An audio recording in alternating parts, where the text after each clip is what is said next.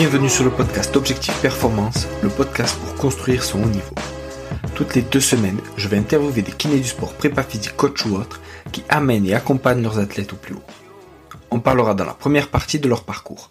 D'où viennent-ils, où ont-ils étudié, voyagé et commencé leur carrière. Ensuite de ce qu'ils font actuellement. Qu'est-ce que cela peut nous apporter en pratique? Quel est leur sujet de recherche actuel? En quoi cela peut-il améliorer nos compétences? Et enfin, on abordera leur mentor, leur livre préféré et comment est-ce qu'on peut les contacter. Comme d'habitude, je compte sur vous pour mettre 5 étoiles à cet épisode sur votre plateforme d'écoute préférée. De la même manière, je vous encourage à partager cet épisode sur les réseaux sociaux, notamment LinkedIn ou Instagram. C'est clairement là où je suis le plus actif et c'est ce qui m'aide le plus pour faire connaître ce podcast. Bonne écoute à tous. Salut Adrien. Salut Julien. Merci à toi d'avoir accepté ma demande d'interview. Écoute, avec plaisir. Et puis bonjour tout le monde. Merci encore. Est-ce que tu peux nous expliquer en premier ta définition à toi de la performance? C'est une bonne question. C'est l'amélioration, l'optimisation des qualités de chacun pour être le plus fort et le plus rapide possible le jour J. Top.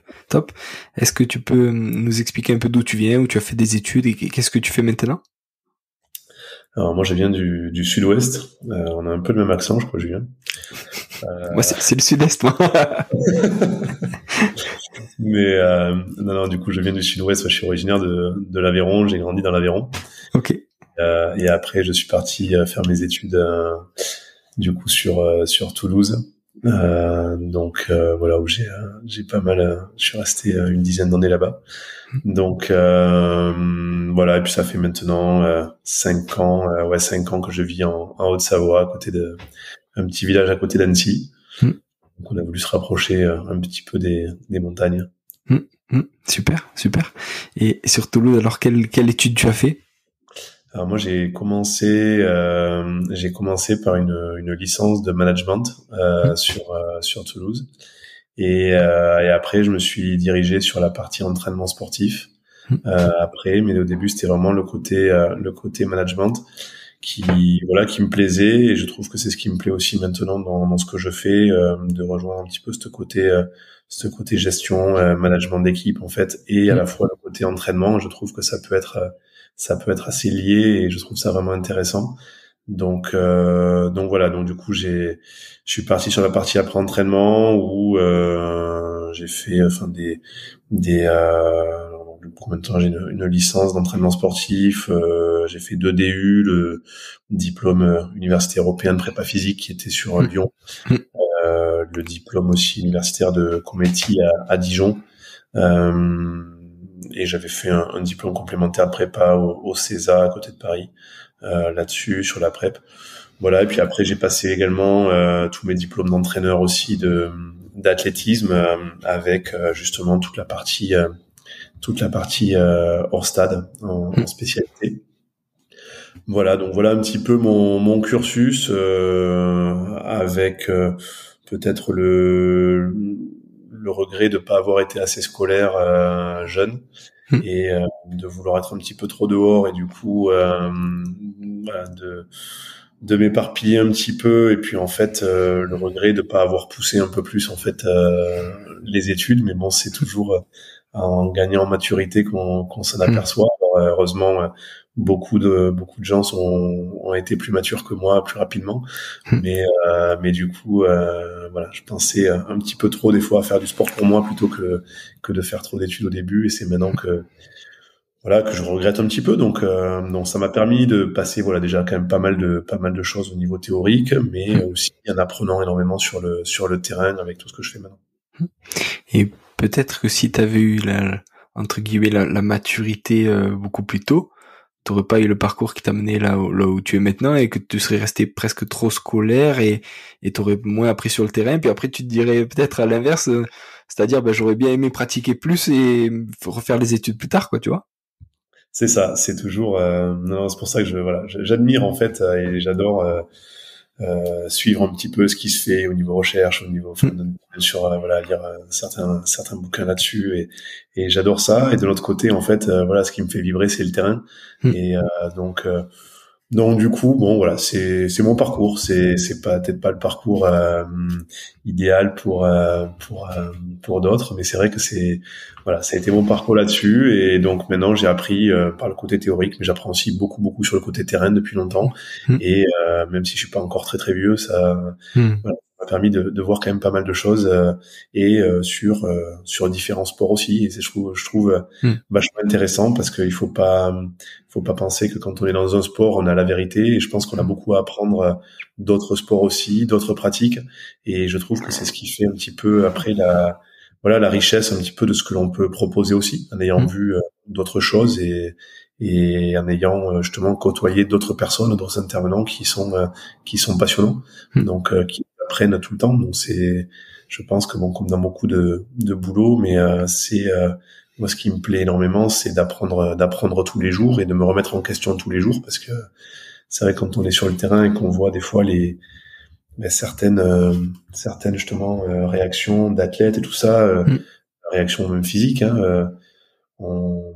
on voit qu'il y a des choses qui évoluent, on voit qu'on a eu des théories, on nous a enseigné des théories, on a pratiqué de cette manière-là, et en fait, on s'aperçoit qu'il y a des choses des fois plus intéressantes aussi. Donc, je trouve que c'est cette remise en question permanente, moi, qui me plaît en fait énormément, quoi.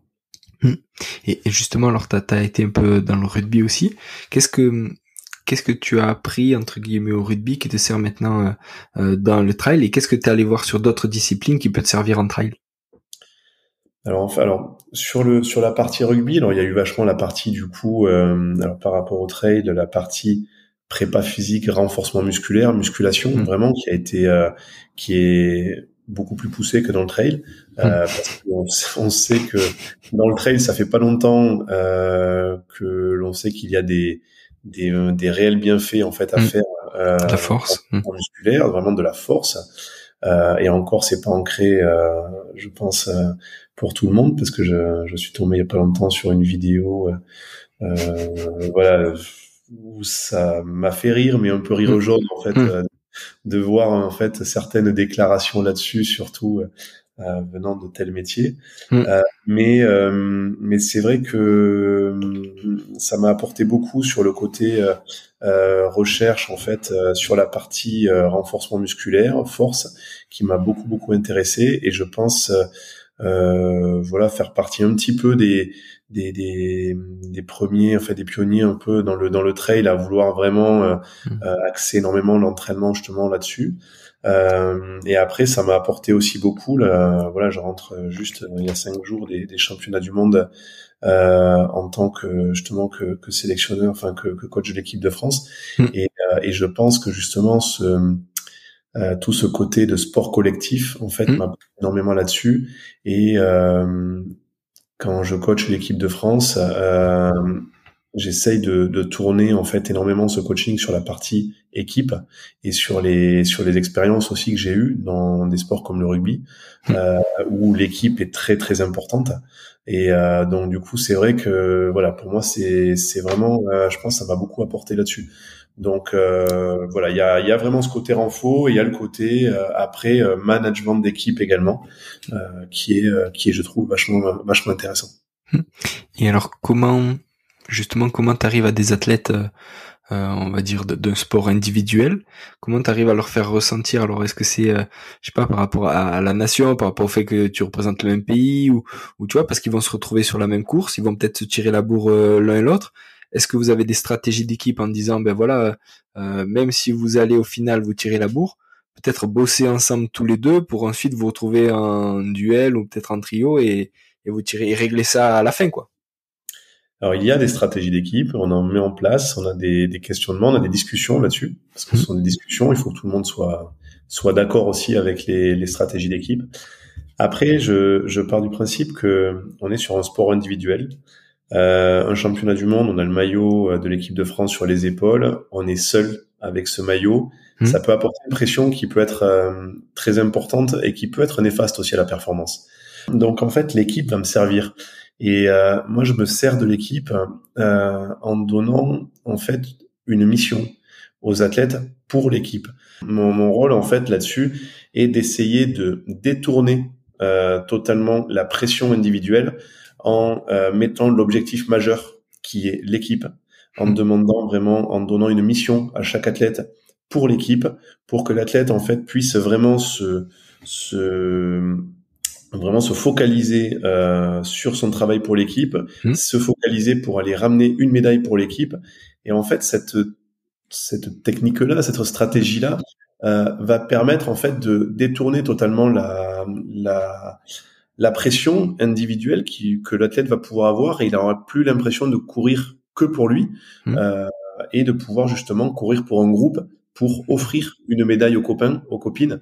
Et ça, je trouve ça vachement intéressant. Et du coup, ça permet réellement d'avoir des athlètes avec moins de pression et qui vont arriver, même si ils ont des moments faibles, parce qu'on sait très bien que dans un trail, c'est jamais une ligne de performance toute rose, en fait, ou une sensation toute rose et sur un pic en permanence. Il y a un petit peu de haut, un petit peu de bas. La forme peut varier, surtout si la course est longue. Et c'est aussi ce qui va permettre aux athlètes, sur les moments faibles, de pouvoir justement ne jamais baisser les bras et d'aller se transcender jusqu'au bout pour l'équipe, pour un maillot, et pas spécialement en fait pour sa gueule, si je peux parler comme ça. Ah, c'est énorme. C'est énorme. Ça veut dire que dans ton processus de sélection, les trailers ou les trailers que tu sélectionnes, ils sont déjà au fait de ce management-là, et donc tu sélectionnes aussi des gens qui collent avec cet état d'esprit de la mission pour l'équipe, en leur disant ben voilà, vous savez que ça va être comme ça, et même si c'est les championnats du monde, ça va être comme ça aussi, quoi. Mais moi, quelqu'un qui honnêtement qui a aucun esprit d'équipe, qui ne veut pas courir pour l'équipe et qui veut courir que pour lui, soit il est au-dessus du lot total. Et on sait très bien qu'en courant que pour lui, il va apporter à l'équipe parce qu'en fait, il est intouchable. Sinon, clairement, c'est un profil qui m'intéresse pas beaucoup. Voilà. Et je préfère parce qu'en fait, je sais, et là, honnêtement, quand je vois les résultats, les performances, en fait, les cotes, quand on peut regarder les cotes ITRA, tout ça, en fait, de la course, des championnats du monde que l'on a eu, tous les athlètes qui ont fini la course et tout, qui sont allés vraiment au bout, ont tous coté plus haut que leur cote en fait maximale qu'ils avaient déjà. Donc ça veut dire qu'ils ont tous sorti la course en fait ce jour-là. Et je pense que justement d'aller chercher à transcender vraiment ce jour-là, je pense que ce côté collectif y est pour quelque chose. Et je trouve que voilà, c'est moi c'est ce qui me plaît dans ces championnats, c'est on est sur le seul jour de l'année où ce sport individuel devient aussi un sport d'équipe. Et je trouve ça vachement intéressant. Ah, c'est ouf, c'est ouf. Et alors, pour petit rappel, donc c'était semaine dernière à Innsbruck, en Autriche. Vous avez fait 11 médailles et 6 titres. Comment, tu vois, au fur et à mesure de l'année, comment ça s'organise? Est-ce que c'est toujours la même équipe? Est-ce qu'il y a des blessés, donc tu renouvelles? Est-ce que vous êtes tous en lien les uns les autres? Parce qu'il y a aussi d'autres objectifs, on va dire, autres que l'équipe de France pour les coureurs et les coureuses. Tu vois, comment tu manages ça sur toute une année? Ben c'est ce qui est pas évident parce que alors déjà moi je suis pas l'entraîneur de tous les athlètes, donc chaque athlète ont leur entraîneur, donc il y en a en équipe de France bien sûr que j'ai au quotidien, mais pas tous, loin de là. Donc il faut pouvoir avoir un échange aussi s'il faut avec les différents entraîneurs de chaque athlète. Il faut avoir un échange également avec les managers de chaque athlète, les team managers, parce que c'est eux aussi avec qui ils vont construire en fait leur calendrier. Donc entre en fait leur entraîneur, leur team manager, l'athlète et nous, je vais parler nous pour le staff en fait de la FED. Nous, ce qui va être intéressant, c'est de pouvoir justement avoir une discussion ensemble pour concevoir en fait le calendrier de chaque athlète de manière logique pour pouvoir justement préserver et avoir un athlète le plus performant possible en fait le jour J. Donc ça c'est vraiment important d'avoir cet échange parce que sans échange, on va se retrouver avec des athlètes qui pourraient être poussés par une marque ou eux sur des péchés de gourmandise en fait d'aller chercher telle ou telle course et on les retrouve en fait sur un objectif tel les mondiaux où en fait on a un athlète qui n'est pas à 100%. Et ça je pense que de représenter en fait justement de porter le maillot de l'équipe de France et de pas être à 100% parce qu'on a privilégié la petite course qui nous tenait à cœur à droite à gauche et tout ça. C'est un comportement qui, pour moi, n'a rien à faire dans une équipe et qui est relativement égoïste, en fait, là-dessus, parce qu'on sait que l'on ne respecte pas non plus l'équipe et, du coup, les copains qui seront avec nous dans l'équipe. Donc, c'est vraiment important d'avoir un échange permanent sur la construction du calendrier pour avoir quelque chose d'un calendrier le plus intelligent possible pour préserver les athlètes et avoir des athlètes performants. Et est-ce que tu le sais à l'avance, entre guillemets, que certains athlètes ils te disent moi cette année je peux participer au championnat du monde, mais par contre je sais que je serai à 80% parce que j'ai d'autres objectifs. Tu vois, est-ce qu'ils te le disent à l'avance ou est-ce qu'il y a une part de bluff entre guillemets, tu vois, où ils te le disent pas forcément, puis toi tu vois qu'ils atteignent un pic peut-être 2 mois avant et tu leur poses la question et là ils te disent ouais c'est vrai au final je pense pas être à 100%, et tu vois comment est-ce que c'est transparent? Parce qu'il y a aussi, tu disais, le manager, c'est pas forcément toi qui les entraînes tous, tu vois, comment tu gères?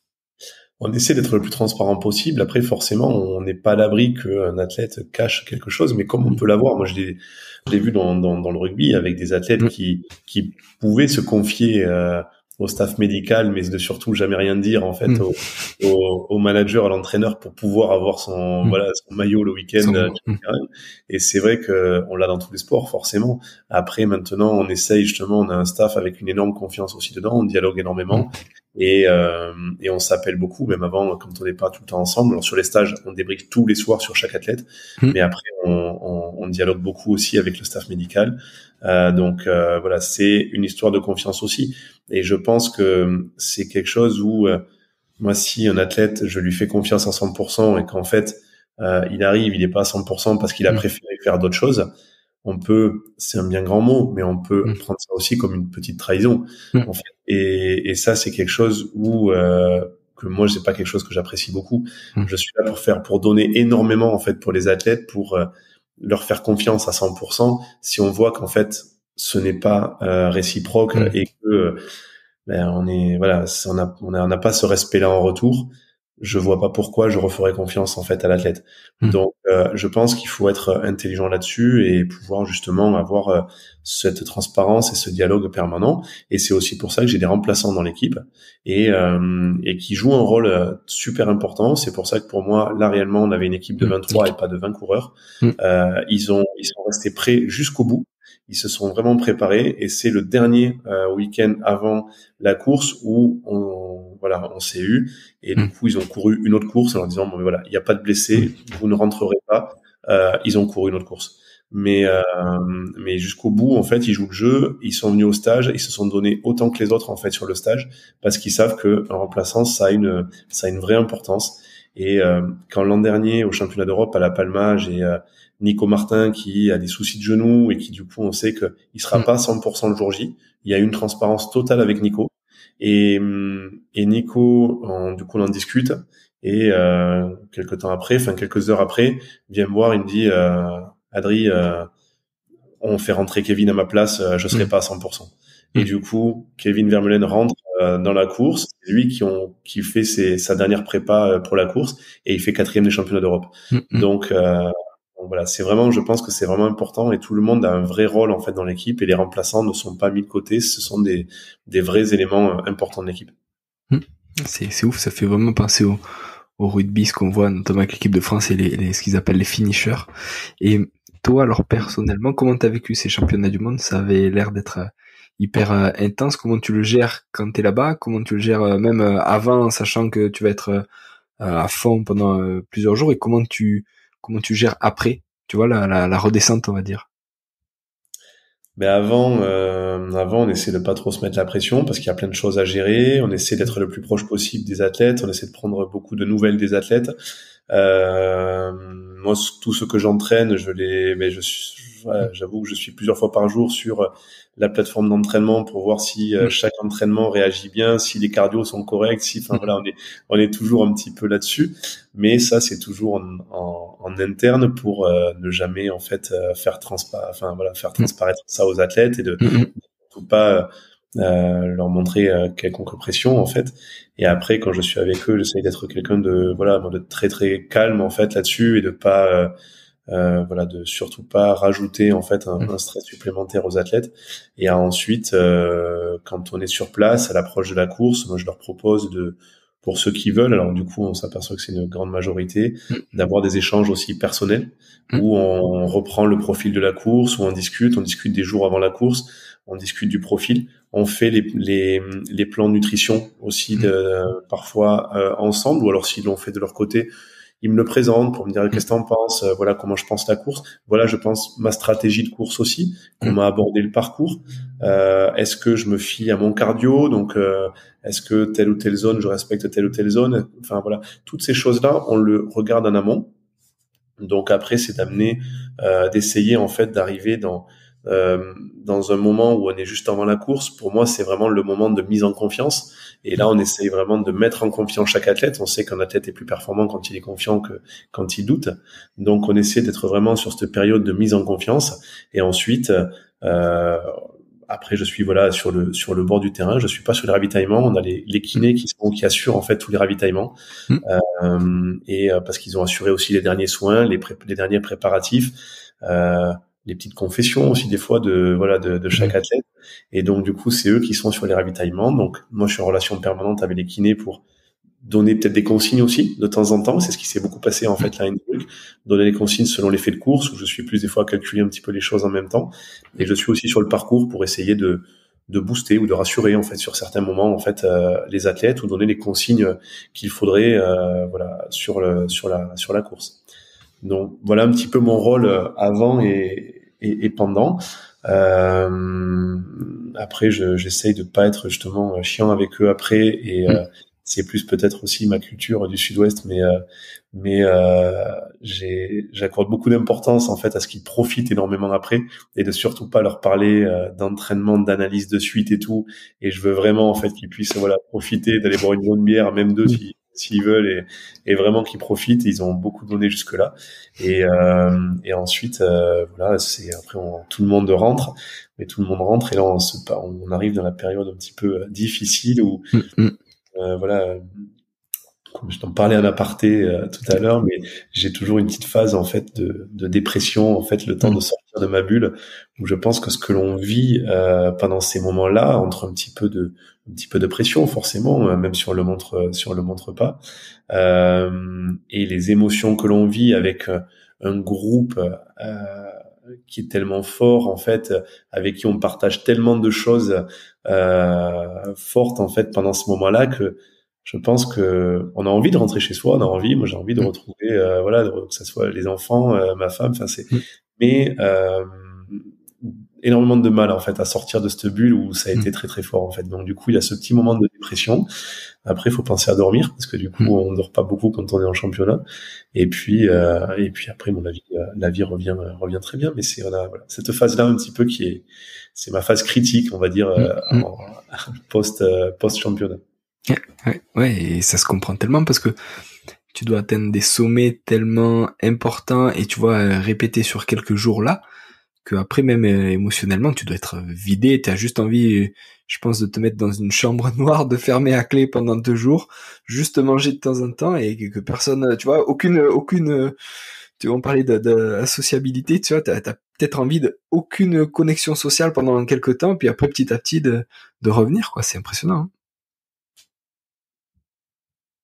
Ben, c'est vrai que pendant 2-3 jours, j'ai même plus trop envie de parler de sport, plus trop envie d'analyser quoi que ce soit, et ça fait un peu bof, mais j'ai envie de me poser sur le canapé en fait, et d'allumer un peu la télé, de me vider la tête en fait. C'est un peu ça peut être très humain, peut-être très bof pour certains, mais c'est mon état quand je rentre. Alors, ça fait pas longtemps, c'est pas l'année comme ça, mais c'est mon état quand je rentre. C'est ouf. Moi, ça me fait penser, j'ai fait pas mal de colo quand j'étais petit, comme colo et après comme animateur.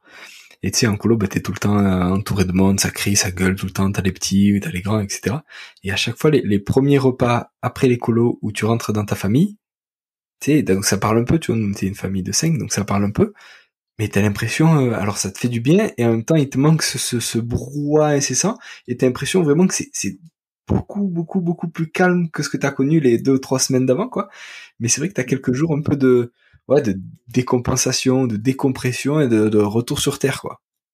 Ah ouais, c'est ça. C'est là qu'on a échangé des messages avec des athlètes. Je me rappelle Baptiste Chassagne qui était sur le long. Où je lui demande, je dis bon ça va, tu récupères. Il me répond juste calme plat. Ouais. Alors, c'était tellement dense que t'arrives chez toi et tu te dis mince, mais qu'est-ce qui se passe? Du coup, j'ai changé de monde. c'est le jeu. Il faut une petite phase d'adaptation. Ah, c'est ouf. Et à côté de ça, donc voilà l'équipe de France de trail running. Question sur le trail versus la course de montagne, c'est quoi la différence? Alors la course de montagne, on est sur un effort beaucoup plus court, qui va être aux alentours d'une heure de course. On est en général entre 10 et 15 kilomètres en gros sur la course de montagne, avec quand même du dénivelé, mais pas trop technique. Ce sont des courses qui doivent se courir tout le temps. Ah ouais. Donc voilà, c'est vrai qu'en trail, on fait un peu de rando de temps en temps. Donc là, non, c'est vraiment sur une course où il faut courir tout le temps. Donc c'est des profils de coureurs différents parce que on va presque plus se rapprocher des fois du cross que réellement du trail. Donc c'est vraiment une discipline qui est entre le cross et le trail.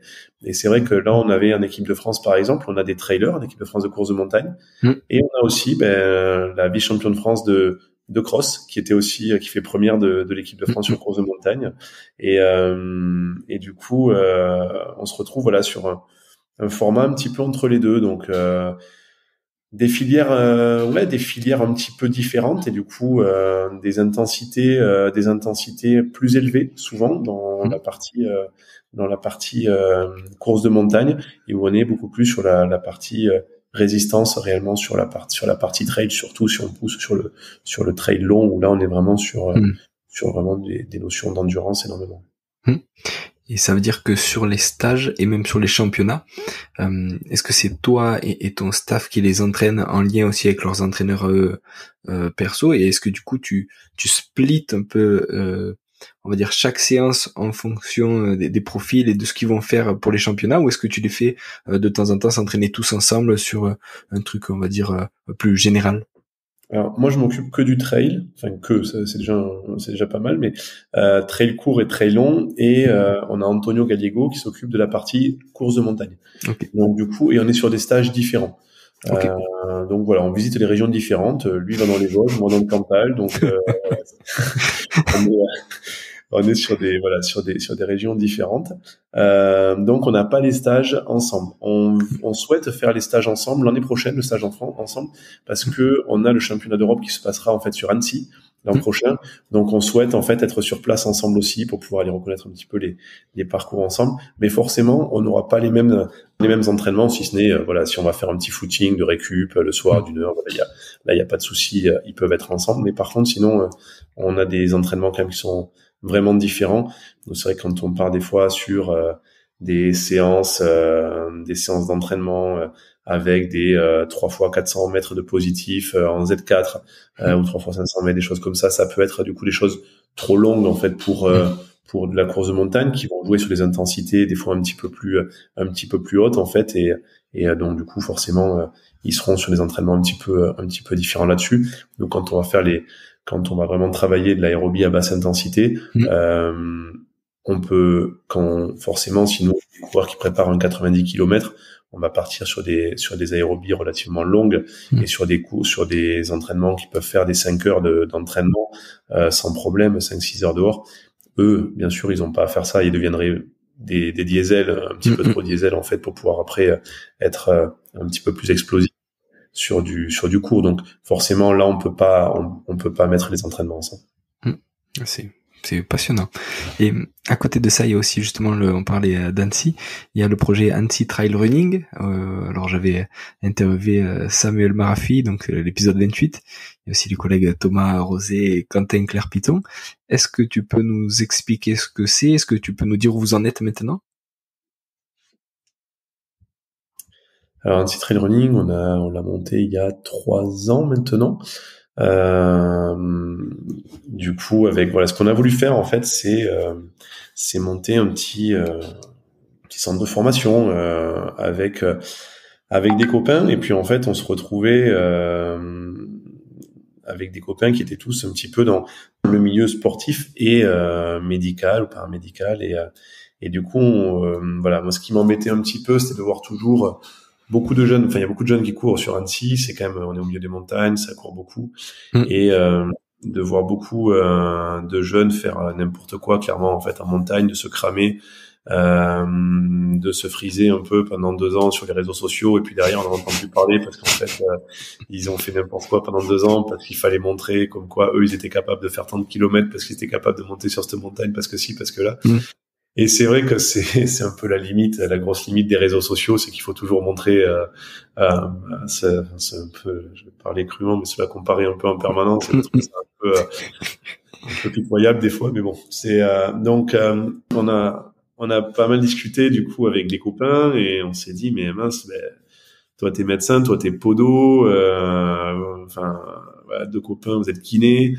Moi j'entraîne, j'étais avec un copain qui entraîne, qui est préparateur physique aussi. On s'est dit mais mince, on peut pas monter quelque chose en fait pour pouvoir justement essayer de structurer un petit peu des jeunes et essayer justement de les faire monter avec une recherche de la performance poussée, mais en essayant d'être le plus intelligent possible et avec le plus d'encadrement possible. Donc voilà un petit peu comment est parti le projet. Donc c'est parti pendant le confinement, ouais. Donc puis du coup sur le confinement des fois on check un petit peu sur Strava et tout ça. Alors là c'était je pense que beaucoup de monde avait oublié l'heure obligatoire l'heure maximale obligatoire, et du coup c'était vraiment voilà. Mais on a tous fait, enfin, je pense qu'on est nombreux à avoir fait pareil. On avait toujours une autorisation dans une poche et l'autorisation de gamer dans l'autre poche, et voilà.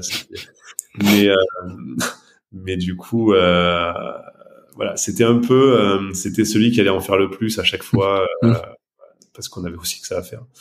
Mais donc c'est ce qui nous a un peu embêté. Là, du coup, on a monté ce projet-là pendant le confinement en fait, et on a créé ça. On l'a proposé après à la marque Scott en fait de nous aider un petit peu là-dessus, parce que on voulait apporter une structure en fait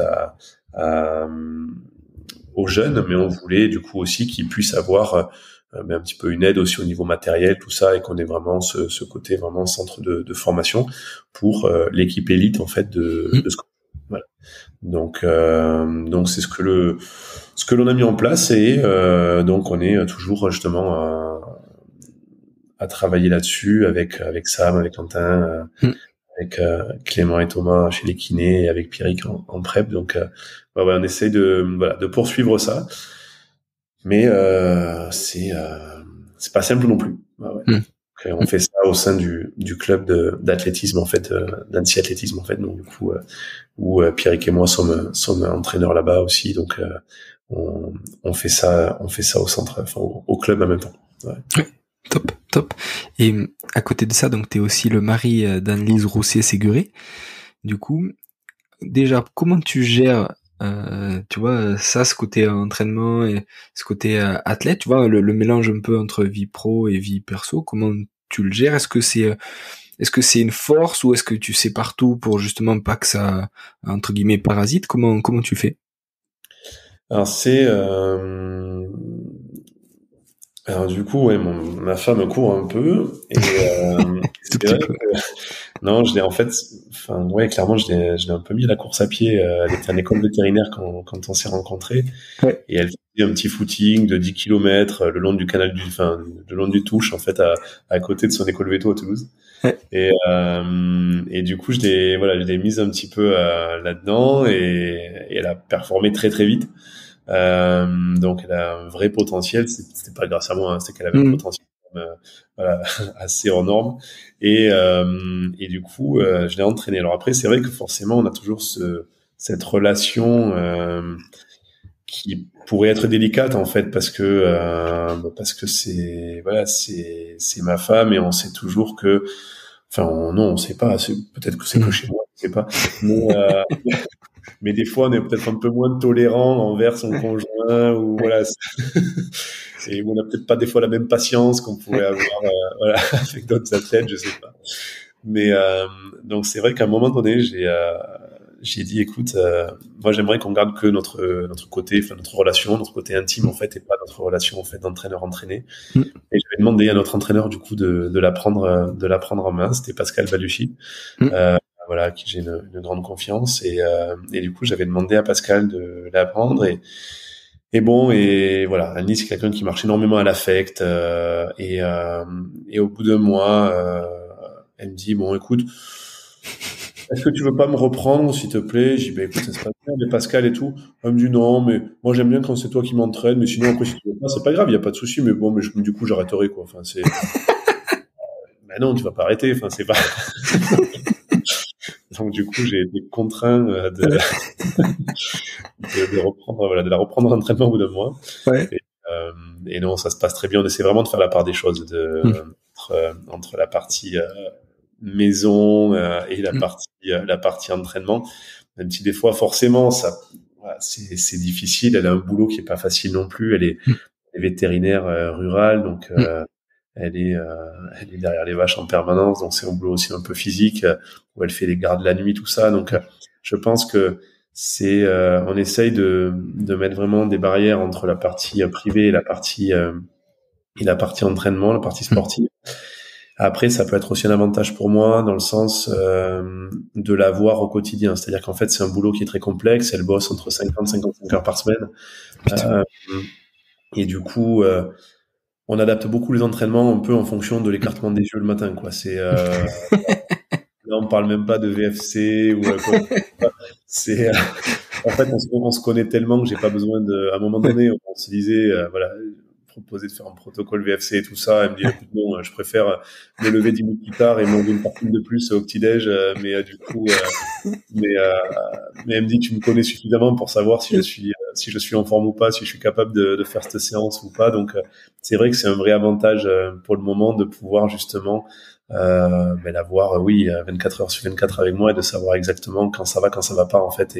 Et maintenant, elle a aussi une certaine expérience qui fait que elle sait si une séance passe ou pas. Et par contre, si des fois, voilà, même si elle est fatiguée, que je lui demande fortement de passer la séance, elle sait aussi que que moi ça va me toucher beaucoup si vraiment elle baisse les bras en fait avant. Et il y a des fois où même si c'est pas pour la partie sportive, elle le fait avec cet affect, à dire qu'elle veut pas, elle veut pas me décevoir là-dessus, et du coup, elle va se forcer à faire quelque chose, même si un jour, je lui demande de pousser même sur la fatigue, même si, ça aurait du mal à passer. Donc, ça peut être un plus, mais après, il faut savoir, je pense, mettre la barrière, et si elle réussit pas une séance, il faut pas lui en vouloir, ça touche la vie privée rapidement. Imagine, elle suit pas une séance, tu fais la tranche toute la soirée, tu dors que de ton côté, le lendemain matin, tu te réveilles, tu la calcules même pas. Imagine. Ça peut arriver, mais il faut pas que ça arrive. C'est ouf. Oh putain, ça doit être chaud. Voilà, c'est ouf. Et alors, moi, j'ai été hyper impressionné par l'année dernière et le record sur le GR20. Est-ce que tu peux nous expliquer un peu la genèse de cette histoire, et puis après comment, toi, avec pareil, cette double casquette, comment tu le vis en tant qu'entraîneur et mari, de l'avoir performé de ouf sur un parcours qui est exceptionnel de beauté, de difficulté, quoi. Ouais, mais c'est vrai que le GR, voilà, pour tous ceux qui connaissent, c'est quand même c'est très difficile comme parcours, c'est très très technique, il y a jamais un appui dans l'axe, c'est vraiment assez compliqué. Et en fait, une fois on avait fait le GR20 ensemble, et c'est la première fois qu'on le faisait tous les deux. Et bon, j'aime bien des fois chercher voir un petit peu les chiffres, gratter un petit peu tout ça, et puis on le fait, et puis bon, elle a passé son temps forcément à m'attendre, et on le fait sur 4 jours, enfin, et du coup on courait souvent, on faisait des grosses matinées, et puis dans les après-midi un peu plus cool, on s'arrêtait en refuge, et on était un peu cool, on profitait un peu plus du fromage et de la charcute l'après-midi dans les refuges, et puis et on le fait en 4 jours. Donc là, j'ai dit, mais quand même, Annelise, quand on arrive au bout, j'ai dit, tu vois, si on enlève en fait la partie sommeil, donc ça veut dire que du coup, on mettrait plus de temps si on le ferait en one shot, parce qu'il y aurait la fatigue qui rentrerait en jeu. Mais de notre côté, on arrive là-dessus sur un pic de forme, et on enlève le sac. L'un dans l'autre, ça peut à peu près rendre pareil. Et je regarde les chiffres, et je dis, tu vois, si on faisait le pour et le contre et la balance de ça, on a mis 36 heures. Et elle me dit, ouais, mais là tu rêves en fait. Elle me dit, je suis incapable de faire quelque chose comme ça. Et j'ai dit, bah écoute, ouais. Et là, bon, le confinement, du coup, arrive et tout. Du coup, bon, on rentabilise le confinement, on fait un bébé. Donc du coup, voilà, Randy est enceinte, tout ça, donc on essaie de continuer l'entraînement malgré qu'elle soit enceinte. Donc là, je me suis tapé des thèses sur sport et grossesse et tout ça. Énorme. J'ai essayé de gratter au maximum pour surtout pas faire prendre de risques, parce que bon, c'est une athlète, mais c'est aussi ma femme, c'est aussi mon fils qui est dedans. Enfin, voilà, donc on fait quand même doublement attention. Et du coup, donc on fait vraiment attention à ça. Donc j'essaye voilà de mettre certaines limites cardiaques pour éviter l'hypoxie du petit, tout ça. Donc on essaye de petit à petit de mettre le moins de choc possible. Donc à la fin, même à 6 heures d'accoucher, elle était en train de faire le kilomètre vertical de Chamonix. Mais du coup, en fait, on prenait des forfaits de remontée mécanique, mais que pour descendre. Alors du coup, comme ça, elle travaillait pas en fait sur les secousses, et elle se tapait à chaque fois encore toutes les montées, tout ça, et puis du coup lestait parce qu'elle avait 12 kilos en trop, donc forcément ça y a continué à développer un petit peu cette aérobie basse et toute la partie renforcement musculaire, parce qu'elle a tout fait justement avec le Robidou, hein, donc du coup c'est là où je me suis dit mais en fait il y a pas besoin de mettre beaucoup de poids, du coup c'est en endurance de force et en travail vraiment de force et tout, c'est quand même assez intéressant. C'est énorme. Donc on a travaillé beaucoup là-dessus, et puis après elle a repris le vélo 10 jours après avoir accouché, donc c'était cool.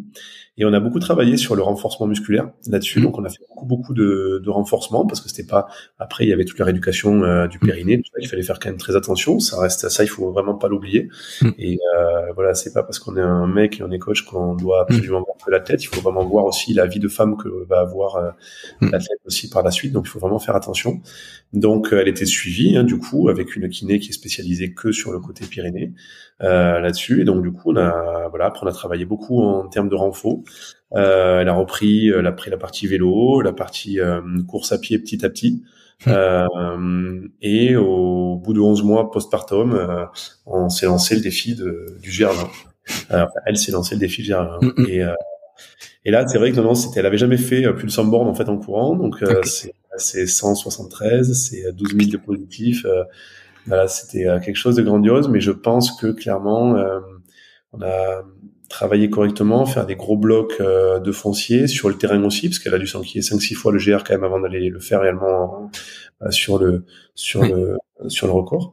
Et on a travaillé beaucoup en renforcement musculaire. Et elle, qui à la base n'aime pas le renforcement musculaire, enfin c'est pas son truc, elle aime être dehors, et c'est vrai qu'on a un garage qu'on a totalement aménagé en salle de musculation. C'est énorme. C'était pas son truc, donc du coup lui apprendre toute la technique du deadlift, d'aller travailler sur les squats, sur les trucs, c'était pas son truc. Mais du coup elle s'y est mis, et clairement elle m'a avoué derrière, elle m'a dit sans ça je suis incapable de faire en fait voilà, ça, parce que elle a pu conserver justement une certaine économie de course en fait tout au long de la course, d'avoir une résistance excentrique prête en fait pour prendre ces 12 000 mètres de négatif, avec énormément de sauter de rocher en rocher. C'est ouf, ouais. C'est quand même vachement élevé, et c'est vrai que là clairement sans ça je pense pas qu'elle passe. Donc c'est pour ça que des fois voilà certaines personnes plus ou moins illuminées qui m'expliquent que il faut jamais faire de renforcement musculaire, jamais faire là, ça me fait un peu sourire, parce que quand je vois les résultats que l'on peut avoir, surtout sur la longue distance avec les athlètes, c'est quand même impressionnant. C'est clair, c'est ouf.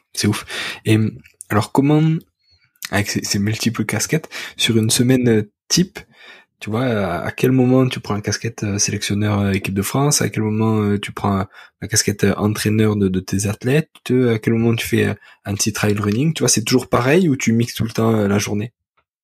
Ouais, c'est un peu non, je mixe un peu, et j'aime bien comme ça on se lasse jamais en fait, il y a plein de choses, il se passe plein de choses, et du coup on peut des fois penser avoir un travail un petit peu avec la Fédé. Je travaille aussi avec la Fédé, ce qui m'intéresse, j'apprécie beaucoup, c'est la formation des entraîneurs. Donc du coup je travaille la Fédé aussi en tant que formateur d'entraîneur, sur l'optimisation de la foulée, et sur la partie entraînement course sur route et trail. Donc je trouve ça vachement intéressant parce que j'ai pas les premiers degrés, j'ai que les deuxième, troisième degrés. Donc des fois, c'est des gens qui ont aussi un peu d'expérience, donc c'est beaucoup de discussions, beaucoup d'échanges. Je trouve ça passionnant. Donc il y a toute cette partie-là, moi, qui m'intéresse beaucoup. Parce que comme je dis à chaque fois, on n'a pas la vérité, il n'y a pas la vérité, elle n'existe pas, il y a des vérités, il y a plusieurs méthodes et je trouve ça passionnant. Donc c'est assez intéressant. Donc du coup il y a ce travail-là, il y a tout le travail gestion un petit peu de l'équipe de France. Donc beaucoup d'échanges avec Olivier Guy qui manage un petit peu les différentes différentes disciplines hors stade de la Fédé. Et ensuite, toute la partie du coup entraînement. Donc, je vais passer beaucoup de temps le matin sur la plateforme d'entraînement pour analyser en fait les séances de la veille de mes athlètes. Donc, savoir s'il faut réadapter ou pas. Donc, beaucoup d'échanges aussi au niveau message pour pouvoir réadapter certains plans. Donc, je vais passer pas mal de temps là-dessus. C'est puis de la programmation, puis après, dès que j'ai un moment, ce que j'essaie de faire, c'est d'aller sur le terrain avec mes athlètes aussi. Alors c'est difficile d'aller avec tout le monde, tout le temps, mais au moins ceux qui habitent pas loin, c'est d'aller partager des séances d'entraînement. Donc certains apprécient beaucoup, d'autres un peu moins, parce que des fois quand j'y vais, j'y vais en vélo avec un élastique, puis je les attache au vélo et on fait du travail de PMA et tout ça. Donc, j'apprécie beaucoup moins ma venue, mais sinon Il te voit arriver, tu sais, avec l'élastique et le vélo, putain. Mais j'aime beaucoup en fait cet échange, ce partage en fait avec les athlètes, et c'est pour ça aussi que je garde en fait toujours un pied. J'entraîne 2 fois par semaine en fait au club d'athlétisme d'Annecy, et j'apprécie beaucoup ce moment-là parce que c'est des niveaux aussi très hétérogènes en fait, et ça permet justement d'avoir des réflexions sur différents coureurs et différents échanges avec différentes visions, et je trouve ça vachement intéressant en fait. Donc c'est pour ça que j'aime bien varier beaucoup de choses dans les semaines, et c'est ce qui m'empêche en fait de me lasser, quoi. C'est super. Et est-ce que tu as des mentors ou des gens qui t'ont inspiré? Il y a beaucoup de gens que j'admire dans ce qu'ils ont pu faire sur la partie théorique. Je vais penser aux frères Millet. Je crois que c'est un des derniers livres que j'ai lu aussi. Je crois que Guillaume, tu l'avais il y a pas longtemps. La Bible. Ouais. Voilà. J'ai écouté son podcast, enfin votre podcast du coup, à tous les deux lors de mes dernières séances de vélo. Donc, mais du coup, c'est quelque chose sur justement le livre qu'il a sorti sur l'Ultra Trail que j'ai beaucoup apprécié. Là, je suis en train de lire un livre qui s'appelle Up. Justement qui a été aussi coécrit avec les avis aussi de Kylian Jornet aussi là-dessus, qui est basé sur le côté la préparation du trail et de l'alpinisme en fait, que je trouve intéressant, qui est une vision aussi des choses. Il y a un livre aussi que j'ai beaucoup aimé aussi, qui est de Jack Daniels en fait, justement sur un entraîneur américain, qui est chercheur en physio aussi à côté. Donc ce sont des gens, et par certains bouquins qu'ils ont pu sortir qui m'attire beaucoup. Je parlais tout à l'heure de Pascal Baduchi, c'est quelqu'un justement où j'ai essayé d'échanger, de lire beaucoup de choses en fait de ce qu'il a pu faire. J'ai sa thèse enregistrée sur mon ordi. Ce sont des choses qui m'intéressent beaucoup. Je pense pas avoir en fait un mentor ou un modèle là-dessus, mais j'aime beaucoup voir ce que font les autres et comprendre surtout ce qu'ils font pour savoir pourquoi ils le font et qu'est-ce que moi je peux toujours en fait au quotidien améliorer dans ce que je fais. Et je trouve que c'est vachement intéressant. Je pense que on fait tous des choses sûrement bien, et je pense que c'est intéressant de toujours analyser un petit peu ce que font les autres, et voilà, de pouvoir se servir un petit peu des forces de chacun. Je pense que c'est vachement important. Top. Et si on veut te joindre, s'il y a des questions, est-ce qu'il y a un réseau social où tu es le plus actif, ou comment est-ce qu'on peut faire? Alors, je suis pas le plus actif je suis pas un Instagrammeur, loin de là. Mais c'est vrai que non, après, ouais, je suis pas très à jour et par LinkedIn et tout ça, je sais que c'est plus pro et tout ça, mais je suis pas très à jour et en fait, je passe pas beaucoup de temps sur les réseaux, donc j'y vais pas sur beaucoup. Non, après, je vais être peut-être réactif peut-être sur Instagram. C'est là où des fois, je vais regarder un petit peu parce qu'il y a le côté, moi, je vois au niveau data que je vais avoir sur mes plateformes d'entraînement par rapport à mes athlètes, mais j'aime bien aller voir aussi un petit peu leurs stories, leurs choses comme ça, où des fois ils expriment certains ressentis qu'ils expriment pas sur ailleurs et voilà, j'aime bien guetter un petit peu tout ça en fait, donc j'y passe pas tout mon temps, mais j'aime bien aller voir tout ça, donc c'est vrai que des fois voilà, je réponds plus facilement peut-être sur ces réseaux-là où j'aime bien aller fouiner de temps en temps. Ouais. Pas de souci, pas de souci. Et pour finir, Adrien, dernière question, comment tu construis ton haut niveau? Wow, elle est costaud cette question. C'est comme la définition de la performance. Les 4 heures, c'est... Non. Tu vois, c'est... Qu'est-ce que tu fais, tu vois? Le bac de philo, c'était quand c'était là? Je sais même pas. Je vais proposer pour l'année prochaine.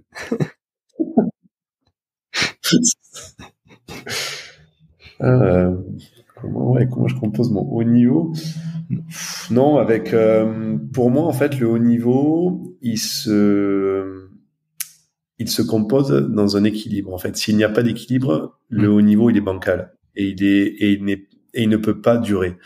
Donc c'est vrai que je parle souvent d'équilibre parce que pour moi, quelqu'un qui est capable de performer et d'arriver justement à rester dans le haut niveau, c'est quelqu'un qui a une vie équilibrée. Quand je parle de vie équilibrée, ça veut dire l'équilibre sportif, mais personnel, privé, professionnel, en fait, est quelqu'un qui est très bien dans sa tête parce qu'il a totalement un équilibre en fait autour de lui. Je pense que c'est quelqu'un qui est capable de faire du haut niveau et de rester au haut niveau. On peut voir des fois des gens qui arrivent au haut niveau, mais ça dure pas parce qu'en fait, on s'aperçoit qu'il n'y a pas d'équilibre derrière.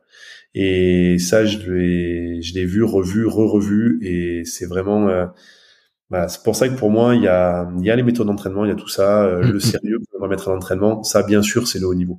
Et on peut pas être tout le temps dilettante au haut niveau. Ça, c'est pas vrai. Et des fois, c'est vrai que ça me fait sourire, mais sourire jaune des fois sur les réseaux. Je vois des sportifs de haut niveau justement qui se prennent en photo que en train de manger des burgers.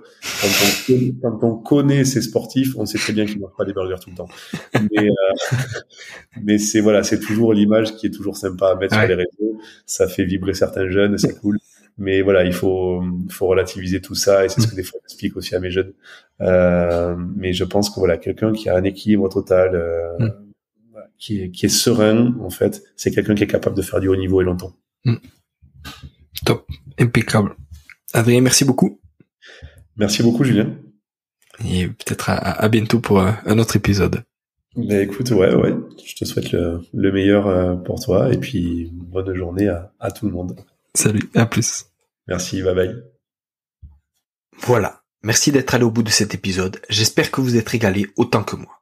Si vous voulez m'aider, le mieux est de partager cet épisode au plus grand nombre. Parlez-en autour de vous.